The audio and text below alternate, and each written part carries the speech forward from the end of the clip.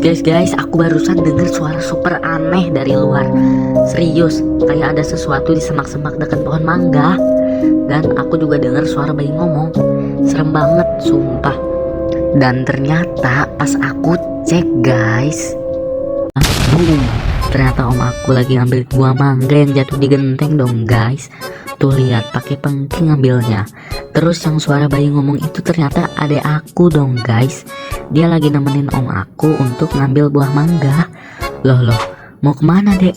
Lah, kok dia masuk rumah bawa 2 mangga pula? Ternyata dia taruh di kasur om aku dong. Ada-ada aja kelakuan adekku ini. Dia mau bantuin om aku dengan cara taruhin buah mangganya di kasurnya dong. Random banget deh nih adek aku.